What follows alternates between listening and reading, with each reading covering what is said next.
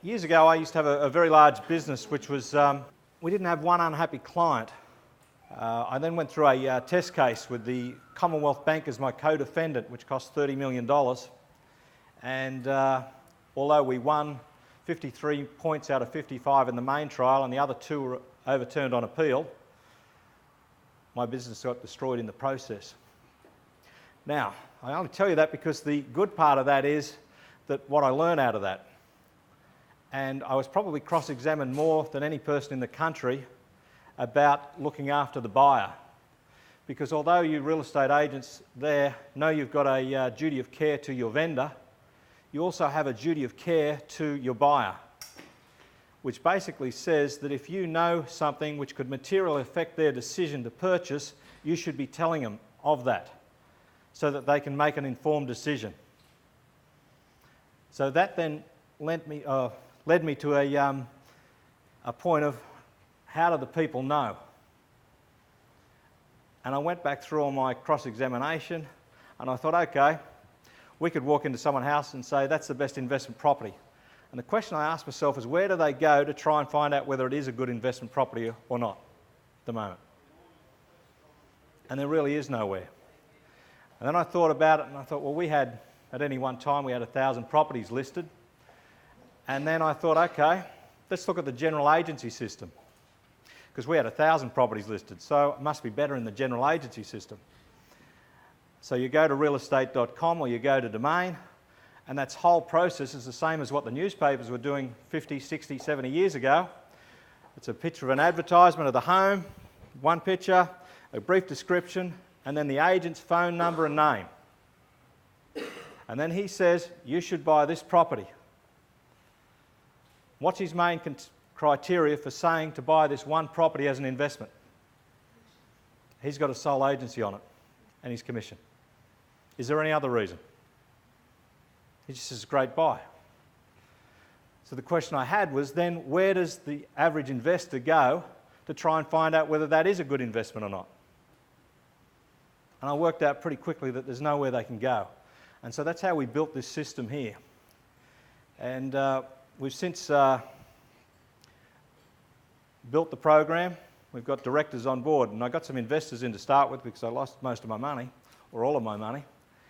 And one of the investors is a compliance lawyer who does work for ASIC and ACCC, who I was against. And I said to him, well, I think I probably should tell you about my court case. And he said, no worries, I probably should tell you I acted against you.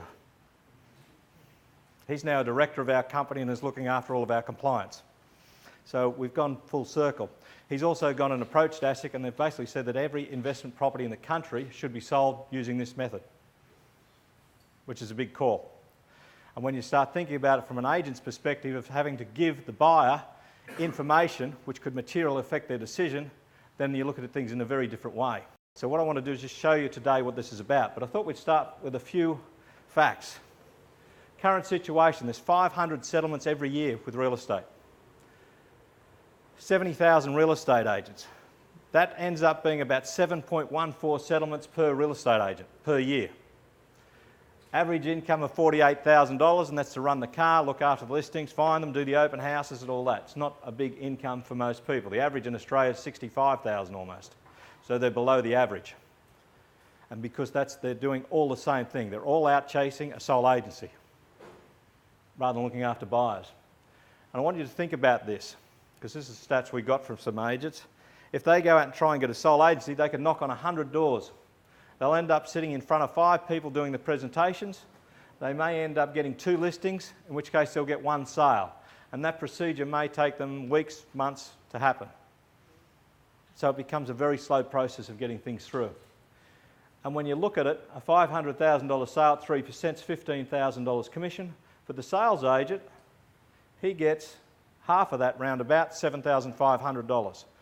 So that's where you can see it adds up almost to the average income of $48,000 when you start looking at it. Out of the 500,000 settlements every year, there's 250,000 people which are owner-occupiers, which is what the whole current system focuses on. It basically says, you're an owner-occupier, we're going to advertise the property, here's a picture of the property, it's a nice 4-bedroom home, double lock-up garage, everything else. None of that information helps an investor at all. None of it helps a first home buyer because they're focused on the owner-occupier market.